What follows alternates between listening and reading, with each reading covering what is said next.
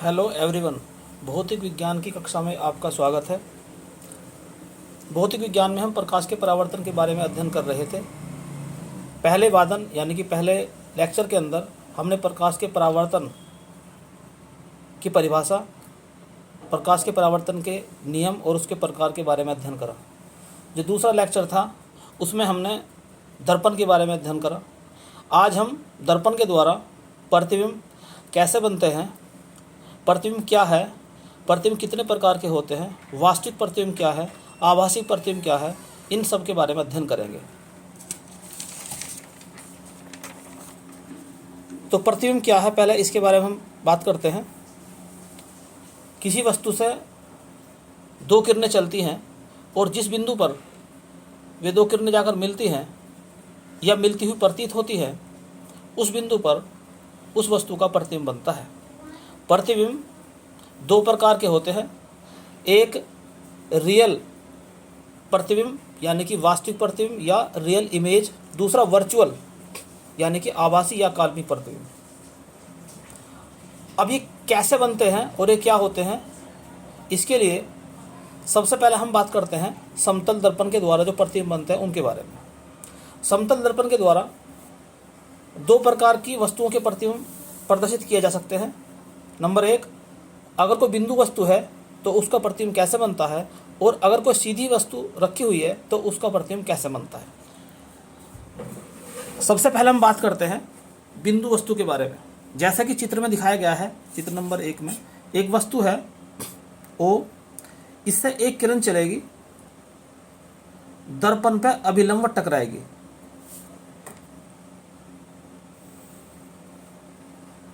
और आपने समतल दर्पण के बारे में किरण के चलने के दो नियम पढ़े। अगर कोई किरण समतल दर्पण पर अभिलंब टकराती है तो वह किरण अपने ही मार्ग से वापस लौट जाएगी। दूसरी किरण एक और चलती है इससे,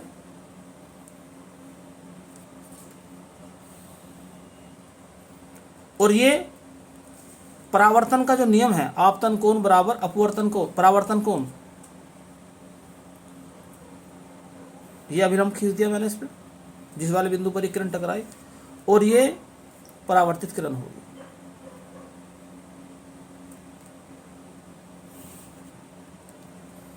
तो ये किरण नंबर 1 थी और ये 2 नंबर थी। ये इतना कोण था उतना ही कोण परावर्तन कोण इस नियम से चली गई। तो एक किरण ये और एक किरण दूसरी ये दोनों किरण आपस में कहीं भी नहीं मिलेंगी। लेकिन अगर इन्हें पीछे बढ़ाया जाए, अब चूंकि ये समतल दर्पण है और समतल दर्पण की बैक साइड में पालिश है तो पीछे जा नहीं सकती, तो हम कल्पना कर रहे हैं, मान रहे हैं, ऐसा लग रहा है जैसे कि ये किरण यहाँ से निकल रही है। ऐसे ही किरण नंबर 1 जो है, तो ऐसा लग रहा है जैसे कि यहाँ से, तो जो हम कल्पना करते हैं उसको डॉटिंग लाइन से दिखाते हैं। तो ये किरण नंबर 1, ये किरण नंबर 2, ये दोनों ऐसा लगे जैसे कि इस बिंदु पर से निकल रही हूं। तो ये O डैश जो है वस्तु O का प्रतिबिंब है। अब चूंकि ये दर्पण के पीछे है, अब इस प्रतिबिंब के बारे में हम बात करते हैं। नंबर 1 बात, ये दर्पण के पीछे है। नंबर 2 बात, जितनी दूरी पर वस्तु रखी हुई है दर्पण से, प्रतिबिंब उतनी ही दूरी पर बनता है। और तीसरी बात, ये प्रतिबिंब आभासी है। क्यों है आभासी? क्योंकि जो किरणें मिल रही हैं वो वास्तव में नहीं मिल रही, बल्कि प्रतीत हो रही हैं कि जैसे यहाँ से निकल रही हैं। तो अगर किरणें मिलती हुई या निकलती हुई प्रतीत हो रही हैं तो जो प्रतिबिंब बनता है वो आभासी प्रतिबिंब कहलाएगा। और यदि किरणें वास्तव में मिलती है तो यानी कि दर्पण के सामने मिलती है तो प्रतिबिंब होगा वास्तविक। या ऐसा समझ सकते हैं कि अगर दर्पण के सामने मिलती है तो वास्तविक प्रतिबिंब, अगर दर्पण के पीछे मिलती है तो आभासी प्रतिबिंब। अगर कोई रेखीय वस्तु है, सीधी वस्तु है, तो उसके द्वारा हम प्रतिबिंब बनाना सीखते हैं। ये कोई वस्तु ए भी है, इसके सिरे ए से एक किरण चली, वही जैसे कि इधर दिखाया गया था, टकराई और वापस अपने ही रास्ते से हो गई।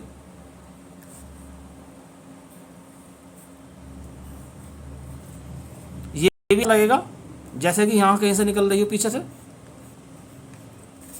ये इस ए का यहाँ पर ए डैश प्रतिबिंब बनेगा, जैसे इधर दिखाया था बना के, बिल्कुल वही क्रिया होगी इसमें। ये दूसरी किरण चली।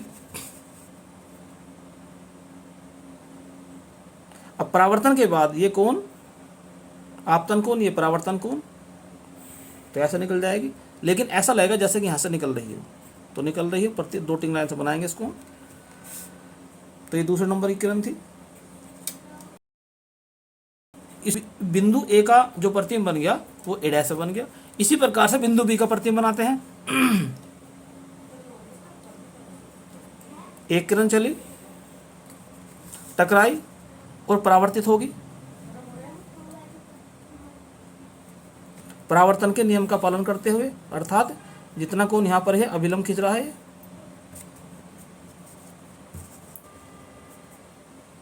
ये अभिलंब है, तो जितना कोण यहां पर ये था उतने ही कोण से ये परावर्तित होगी ये वाली किरण। दूसरी किरण ये जो कि अभिलंब टकराई, तो ऐसा लगा जैसे कि यहां से निकल रही हो पीछे से।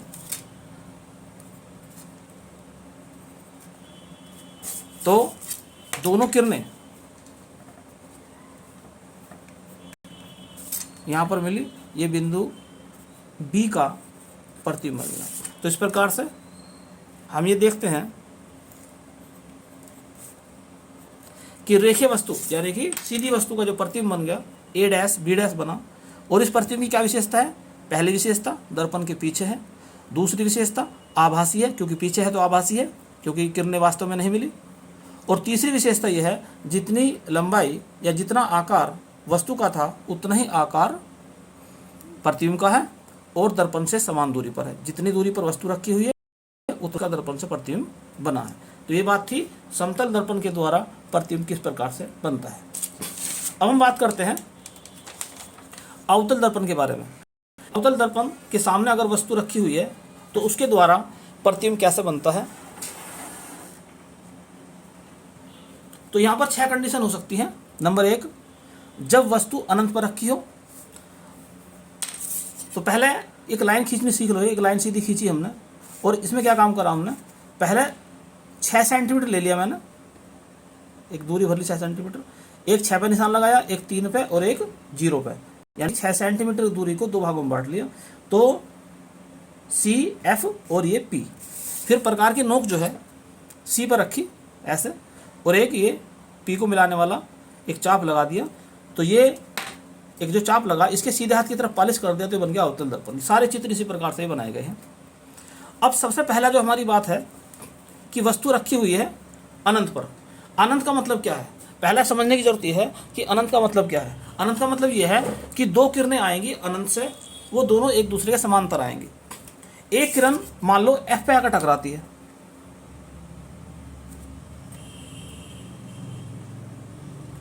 ऐसे किरण आई एफ से टकराई।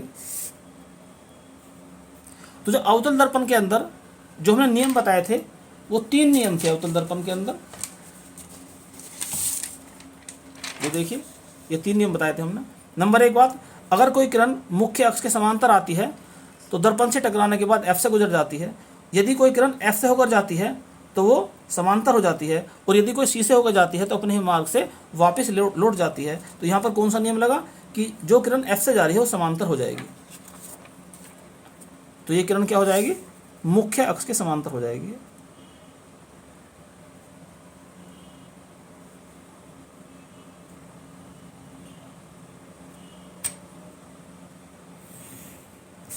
तो ये आने वाली किरण थी, ये परावर्तित किरण होगी। अब दूसरी किरण जो है इस किरण के समांतर होगी।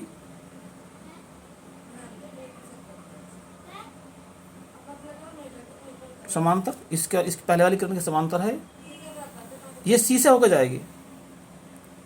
तो नियम नंबर 3 क्या था, जो सी से होकर जाती है अपने रास्ते से वापस, तो ये चलेगी। आई यहां से किरण नंबर 2, ये किरण नंबर 2 है, अपने ही रास्ते से वापस हो जाएगी। अब ये दोनों किरणें परावर्तित किरणें, ये तो आपतित किरणें हैं दोनों, ये परावर्तित किरणें पहले वाली, ये परावर्तित फिर दूसरे वाली, दोनों किरणें कहाँ पे कट हुई, यहाँ पर इन्होंने इंटरसेक्ट कर दिया, एक दूसरे को प्रतिच्छेद कर दिया, तो वस्तु का प्रतिबिंब यहाँ बना। तो इस प्रतिबिंब की क्या विशेषता बनी, वस्तु कहाँ रखी है, अनंत पर रखी है, अनंत का ये सिंबल होता है ऐसे, अनंत पर रखी है। तो यदि वस्तु अनंत पर रखी हुई है तो वस्तु का प्रतिबिंब कहाँ बना, एफ, यानी कि फोकस बिंदु बना। इस प्रतिबिंब की क्या विशेषता बनी, नंबर 1 बात, ये प्रतिबिंब उल्टा है, नंबर 2 ये एफ पर बना हुआ है, नंबर 3 दर्पण के सामने है, और दर्पण के सामने है तो वास्तविक है क्योंकि किरणें वास्तव में मिल रही हैं, तो ये प्रतिबिंब वास्तविक भी है। अब हम दूसरी बात करते हैं, जब वस्तु अनंत और सी के बीच में रखी हुई है, अनंत इधर था, सी यहाँ पर है, कहीं पर यहाँ सी, अनंत और सी के बीच में वस्तु रखी हुई है,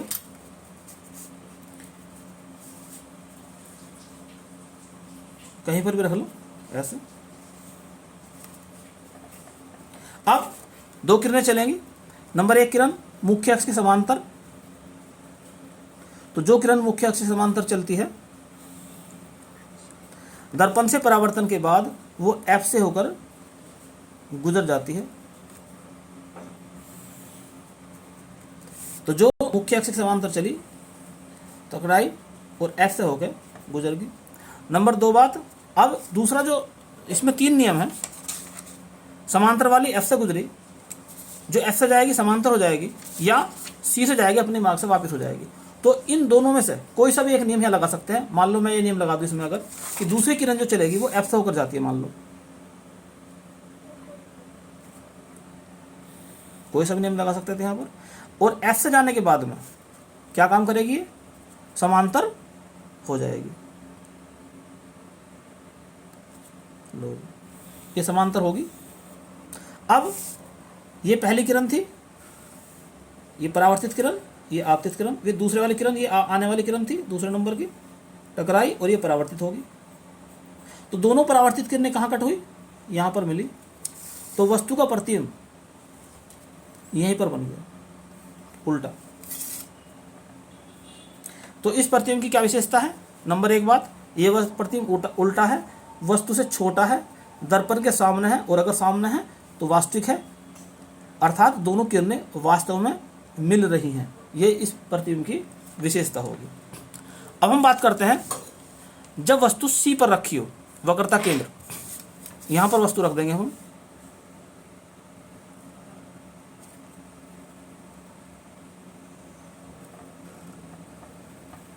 दो सेंटीमीटर ऊंचाई की मैंने वस्तु ले ली, तो इसका प्रतिबिंब यहीं पर बनेगा, तो मैं पहले से आइड लगा लूँ यहाँ पर ऐसे। तो एक किरण चलेगी मुख्य अक्ष के समांतर,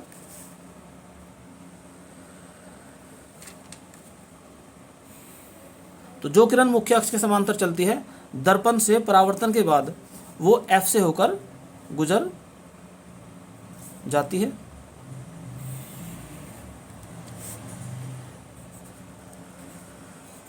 एक किरण, अब सी से तो गुजार नहीं सकते किरण को, तो एफ से गुजारेंगे, एक किरण एफ से होकर जाएगी, जो एफ से होकर जाती है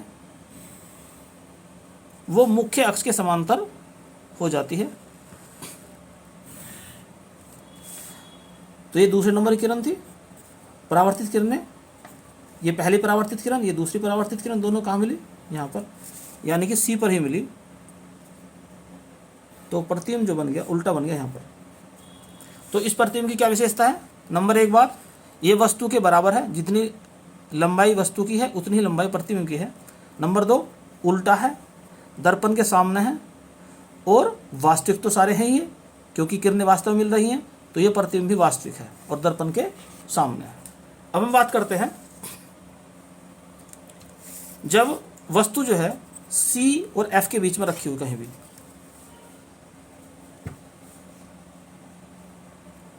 तो यहां पर कोई भी वस्तु रख दो,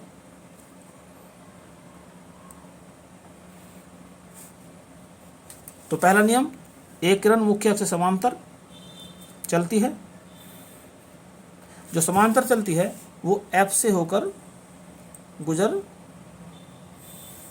जाती है, ये समांतर चली, एफ से होकर गुजर गई। दूसरा नियम, जो एफ से होकर चलेगी, जो एफ से होकर जाएगी वो हो जाएगी समांतर।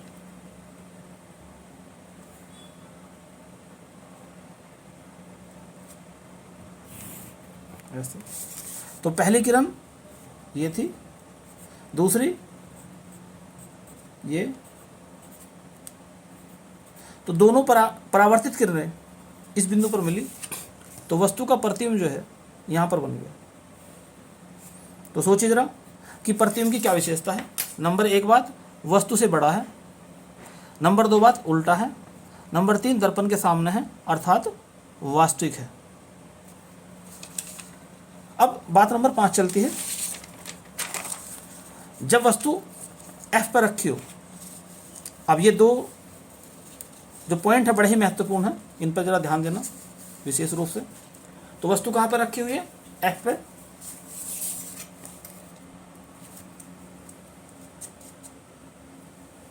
F पे एक छोटी सी वस्तु रखेंगे, यहाँ पर हम ज़्यादा बड़ी नहीं लेंगे। एक किरण मुख्य अक्ष के समांतर,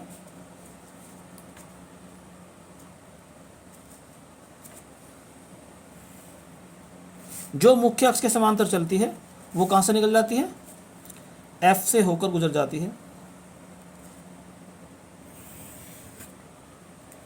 तो ये परावर्तित किरण होगी। अब दूसरी किरण जो है वो C से निकलती हुई प्रतीत होगी, इधर से ऐसा निकलेगी, ऐसा लगेगा जैसे यहाँ से निकल रही है। ऐसा चली किरण ये यहाँ से ऐसे, और ये जो C से चलने वाली किरण है अपने ही रास्ते से वापस होगी। तो ये चली किरण यहाँ से और अपने ही रास्ते से वापस होगी ऐसे। अब हम देखते हैं ये दोनों किरणें एक दूसरे समांतर होगी, अर्थात कहीं भी नहीं मिलती, लेकिन ऐसा मान लेते हैं कि कहीं अनंत पे मिलेंगे, अगर मिलेंगे तो है ऐसे। तो इस प्रतिबिंब की क्या विशेषता होगी? ये अनंत पे मिलने का मतलब क्या है? ये ऐसा मान कर चलो जैसे रेल की पटरियां हैं, दोनों पटरियां एक दूसरे समांतर है, लेकिन अगर आप पटरी पर खड़े होकर देखते हैं तो ऐसा लगता है काफ़ी दूरी पर जाकर वो दोनों पटरियां मिलती हुई नजर आती हैं। वास्तव में मिलती नहीं, मिलती हुई नजर आती हैं। तो जहाँ पर मिलती हुई नजर आती हैं वहीं पर उस वस्तु का प्रतिबिंब बनेगा। अब इस प्रतिबिंब की क्या विशेषता है? नंबर 1 बात, वस्तु बड़ी छोटी सी थी, प्रतिबिंब बहुत बड़ा बना, अर्थात प्रतिबिंब जो है वस्तु से बड़ा बना। नंबर 2, उल्टा बना। और नंबर 3, दर्पण के सामने बना और आभासी वास्तविक बना, क्योंकि किरणें वास्तव में मिल रही है। दर्पण के सामने है तो वास्तविक ही है।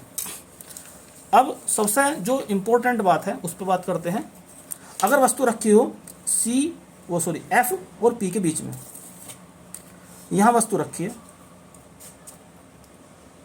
छोटी सी वस्तु लेंगे, यहाँ पर भी कहीं भी रख दें इसी बीच में। एक किरण चलेगी मुख्य अक्ष के समांतर,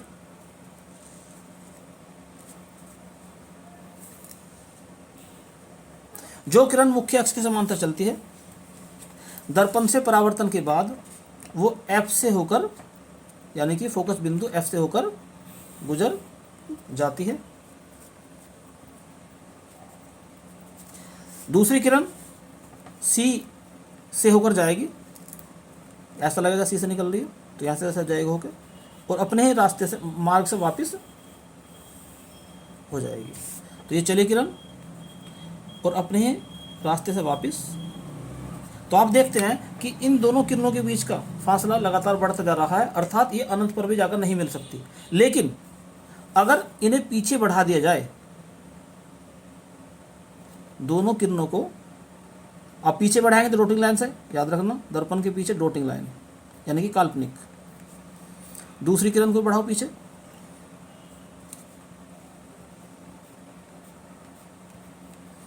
तो ये दोनों किरणें ऐसा लग रहा है जैसे यहाँ पर मिल रही हैं। तो प्रतिबिंब कहाँ पर बनेगा? दर्पण के पीछे। अगर पीछे है तो डॉटिंग लाइन वाला, यानी कि आभासी या इमेजिनरी प्रतिबिंब। तो अवतल दर्पण के द्वारा जो 6 कंडीशन है, उन पहली 5 कंडीशन के अंदर प्रतिबिंब उल्टा बनता है, दर्पण के सामने बनता है और वास्तविक होता है। लेकिन ये जो छठी कंडीशन है, इसमें प्रतिबिंब दर्पण के पीछे बनता है, आभासी बनता है, सीधा बनता है और वस्तु से बड़ा बनता है।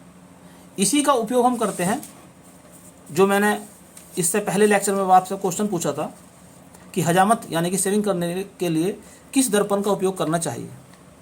तो इसके लिए हमें अवतल दर्पण का इस्तेमाल करना चाहिए और अपने चेहरे को हम F और P के बीच में रखेंगे। अब क्योंकि अगर हमारा चेहरा F से पीछे रह जाएगा तो प्रतिबिंब उल्टा बनेगा। तो पता चलेगा शेविंग करते समय, अगर हम शेविंग कर रहे हैं तो हमने जो ब्लेड नीचे की तरफ चलाया, पता चल गया ऊपर की तरफ उल्टा दिखाई देगा हमें, तो हमारा होठ कट जाएगा, तो दिक्कत हो जाएगी ना। तो इसलिए हमारा चेहरा जो है F और P के बीच में होना चाहिए, यानी दर्पण बड़ा सा हो जिसका F दूर हो। तो हमें अपने जो शेविंग करते समय बाल हैं उसका बड़ा प्रतिबिंब दिखाई देगा, सीधा प्रतिबिंब दिखाई देगा, और हम शेविंग करने में हमें आसानी हो जाएगी। तो ये जो हमने 6 कंडीशन आपको बताई हैं, इन 6 कंडीशन का रिवीजन के तौर पे यहाँ पर एक समरी के तौर पे मैंने इनको लिखा है, इसको समझने की कोशिश कीजिए। पहली कंडीशन, वस्तु अनंत पर रखी हुई है। दूसरी कंडीशन, वस्तु अनंत और सी के बीच में कहीं भी रखी हुई है, 2 नंबर। तीसरे नंबर की, वस्तु सी पर रखी हुई है। चौथे नंबर की, वस्तु सी के बीच कहीं भी रखी हुई है। और 5वें नंबर की बात है जब वस्तु एफ पर रखी हुई है। और 6ठे नंबर की बात क्या है कि जब वस्तु एफ और पी के बीच में रखी हुई है। तो ये तो वस्तु कंडीशन दिखाई है 6। अब प्रतिबिंब कहाँ बने, गिनती शुरू करें हम यहाँ से 1 2 3 4 5 6। अब इस पहली बात को तो छोड़ दो, यहाँ से शुरू कर दो गिनती 1 2 3 4 5 और 6 वाली पहुँचेगी यहाँ पर। कहने का मतलब यह है वस्तु अगर अनंत पे है तो प्रतिबिंब बनेगा एफ पे, वस्तु अगर अनंत और सी के बीच में है तो प्रतिबिंब बनेगा सी और एफ के बीच में, वस्तु अगर सी पर है तो प्रतिबिंब बनेगा सी पर, वस्तु अगर सी और एफ के बीच में है 4 नंबर तो 4 नंबर का प्रतिबिंब अनंत और सी के बीच में, वस्तु अगर एफ पे है तो प्रतिबिंब बनेगा अनंत पर, और वस्तु अगर एफ और पी के बीच में है तो प्रतिबिंब कहाँ बनेगा, 6ठे नंबर का दर्पण के पीछे बनेगा, सीधा बनेगा और आभासी बनेगा। तो अवतल दर्पण में केवल एक ही कंडीशन ऐसी है जब प्रतिबिंब जो है सीधा और आभासी बनता है। बाकी 5 कंडीशन के अंदर जो दर्पण प्रतिबिंब जो बनता है वो उल्टा और वास्तविक बनता है।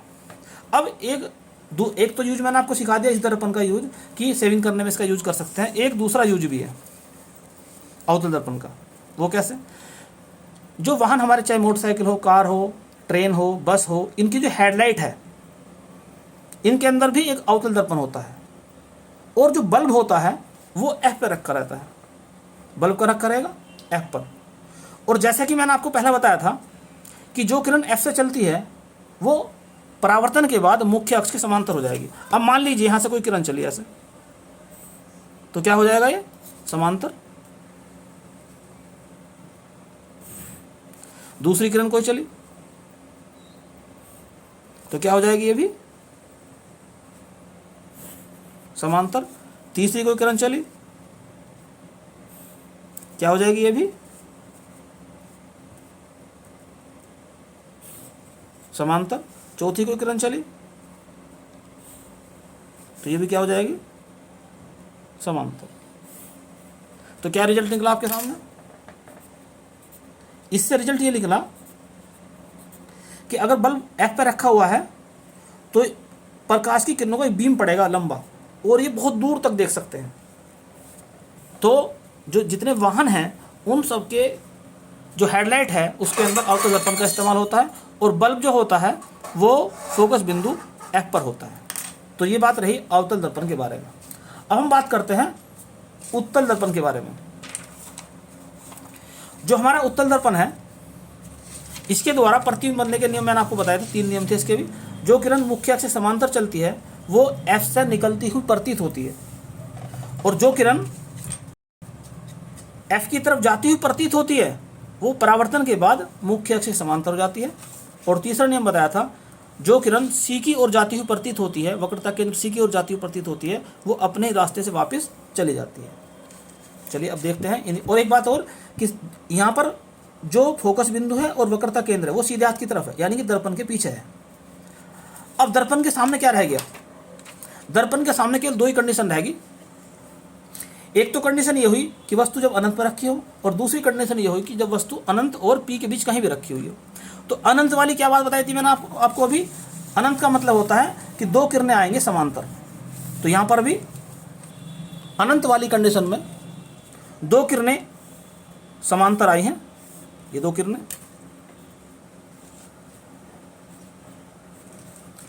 अब जो किरण सी की ओर जाती है, पहली किरण क्या है, सी की ओर जा रही है, तो अपने ही रास्ते से वापस लौट जाएगी। जो किरण एफ की ओर जाती है वो मुख्य अक्ष से समांतर हो जाएगी।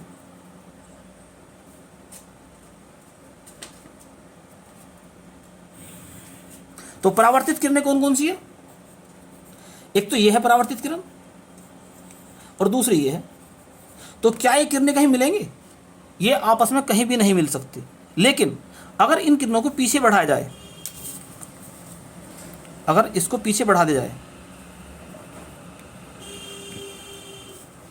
इसको भी पीछे बढ़ा दें, तो ऐसा लगता है जैसे कि यहाँ पर मिल रही हो। तो वस्तु का जो प्रतिबिंब है वो यहाँ पर बन गया, और डॉटिंग लाइन से बनाएंगे। क्यों? क्योंकि दर्पण के पीछे बना है और किरणें वास्तव में नहीं मिल रही बल्कि मिलती हुई प्रतीत हो रही हैं। तो हमने ये देखा कि उत्तल दर्पण के द्वारा अगर वस्तु अनंत पर रखी हुई है तो उसका प्रतिबिंब कहाँ बनेगा? एफ पर बनेगा। दूसरी कंडीशन क्या है? जब वस्तु अनंत और एफ के बीच में कहीं भी रखी हो, अनंत और पी के बीच में कहीं पर रखी हो, जैसे कि दिखाया गया है, एक किरण चली मुख्य अक्ष के समांतर, तो क्या होगा बताओ इसका जरा। तो ये क्या हो जाएगी? एफ से निकलती हुई प्रतीत होगी। तो जो किरण मुख्य अक्ष के समांतर आती है, उत्तल दर्पण से परावर्तन के बाद ऐसा लगता है जैसे कि एफ से निकल रही है, यहां से निकलती प्रतीत हो रही है। दूसरी किरण जो है सी की तरफ जाएगी, सी की तरफ जाएगी। अब जो सी की तरफ जाएगी, ऐसा लग रहा है जैसे सी की तरफ जा रही हो, तो अपने ही मार्ग से वापस हो जाएगी। तो ये चलेगी यहाँ से और अपने ही मार्ग से वापस हो जाएगी। यहाँ पर भी आप क्या देखते हैं? वापस होने वाली किरण है ये। तो क्या ये दोनों किरणें कहीं मिलेंगी? ये दोनों किरणें कहीं नहीं मिल सकती। लेकिन अगर इन किरणों को पीछे बढ़ाया जाए तो ये आपको यहाँ पर मिलती हुई प्रतीत होंगी। क्योंकि मिल नहीं रही, मिलती हुई प्रतीत हो रही हैं, तो प्रतिबिंब कैसा बनेगा? आभासी। छोटा, वस्तु से बहुत छोटा, सीधा, दर्पण के पीछे, आभासी। तो उत्तल दर्पण के द्वारा जो प्रतिबिंब बनते हैं वो आभासी बनते हैं, वस्तु से छोटे बनते हैं और सीधे बनते हैं। अवतल दर्पण के द्वारा जो प्रतिबिंब बनते हैं वो उल्टे बनते हैं, वास्तविक बनते हैं। केवल एक ही कंडीशन ऐसी थी जब अवतल दर्पण के द्वारा प्रतिबिंब सीधा बना था और आभासी बना था। यहाँ पर उत्तल दर्पण के अंदर केवल दो ही कंडीशन है जिसके द्वारा प्रतिबिंब का बनना दिखाया गया है। अब हम देखते हैं कि उत्तल दर्पण का महत्व क्या है, क्या उपयोग है। चलिए इसके लिए अब इस चित्र पर ध्यान दीजिए। एक्चुअल में ये एक फ्लाईओवर का चित्र बनाया गया है। ये फ्लाईओवर है, ऐसे ये फ्लाईओवर की एक साइड की सड़क है, ये फ्लाईओवर की दूसरी साइड की सड़क है, और ये इसके नीचे जाने का रास्ता है। अब यदि मान लो हम यहाँ से चल रहे हैं ऐसे, और इधर से कोई दूसरा बंदा आ रहा है, यहाँ पर तो दीवार है, तो हमारे यहाँ पर टकराने की यानी कि दुर्घटना होने की संभावना बन जाती है। अब क्या करें इस कंडीशन में? तो इस कंडीशन में क्या करते हैं कि इस किनारे पर यहाँ पर एक उत्तल दर्पण लगा देते हैं। उत्तल दर्पण क्यों लगाते हैं इसकी बात भी समझ लीजिए पहले। ये उत्तल दर्पण दिखाया है, ये समतल दर्पण और ये है अवतल दर्पण। उत्तल दर्पण का काम है किरणों को फैला देना, ये फैला दिया। समतल दर्पण जो है वो किरणों को वापस उसी रास्ते से वापस कर देगा। अवतल दर्पण किरणों को इकट्ठा कर देगा। तो आपने क्या देखा कि इसका जो परास है उत्तल दर्पण का परास, अर्थात इतना क्षेत्र कवर कर रहा है। समतल दर्पण इतना क्षेत्र कवर कर रहा है और जो अवतल दर्पण है वो इतना ही क्षेत्र कवर कर रहा है। तो अब हम ये कह सकते हैं कि परास जो है, जो इसका परास जो है, तो किसका अधिक है? उत्तल दर्पण का। अर्थात ये ज़्यादा दूर की वस्तुओं को इकट्ठा कर सकता है। और सबके प्रतिबिंब कहाँ बनेंगे? या तो एफ पे बनेगा या एफ और पी के बीच में बनेंगे। सबके प्रतिबिंब यहाँ बनेंगे, इसके बीच में कहीं ना कहीं छोटे बनेंगे। जब हमने यहाँ पर एक उत्तल दर्पण रख दिया तो जो किरण यहाँ, जो वाहन यहाँ से आया ऐसे, एक कोई वाहन इधर से आ रहा है, तो इस वाहन का प्रतिबिंब एफ और पी के बीच में बन जाएगा। ये पी मान लो यहाँ पर है, यहाँ पर। तो इस व्यक्ति को नज़र आ जाएगा यहाँ आने से पहले ही, यहाँ आने से, इसके इधर आने से पहले ही नज़र आ जाएगा कोई इधर से आ रहा है, तो वो सावधान हो जाएगा और दुर्घटना नहीं होगी। इसी प्रकार से इस वाले मोड़ पर भी लगा सकते हैं, यहाँ भी लगा सकते हैं, यहाँ भी। तो ये देखिए कि उत्तल दर्पण का कितना महत्व है और उत्तल दर्पण के द्वारा हम दुर्घटना होने से बचा सकते हैं। तो आज के लिए जो हमने आज को आपको समझाया है कि उत्तल दर्पण, समतल दर्पण और अवतल दर्पण के द्वारा प्रतिबिंब कैसे बनते हैं और इन दर्पणों का क्या उपयोग है। तो अगर आपको ये वीडियो पसंद आई हो तो लाइक करें, शेयर करें और कमेंट्स करें, और बेल आइकन का बटन भी आप दबा दें इसके अलावा कुछ 2-3 क्वेश्चन के बारे में आप सोचिए, एक रिवीजन के तौर पर आप सोचिए। नंबर 1 बात, अगर वस्तु F पर रखी हो तो उसका प्रतिबिंब कहाँ बनता है, और यदि वस्तु F और P के बीच में रखी हुई हो तो उसका प्रतिबिंब कहाँ बनता है। अवतल दर्पण के उपयोग, समतल दर्पण के उपयोग और उत्तल दर्पण के उपयोग जो आपके दैनिक जीवन से संबंधित हो, आप सोचना उसके बारे में कि कहाँ कहाँ इनका और उपयोग होता है, और उनके बारे में सोच के विचार करना। तो आज के लिए इतना ही। नेक्स्ट वीडियो में फिर हाजिर होंगे आपके सामने, तब तक के लिए बाय।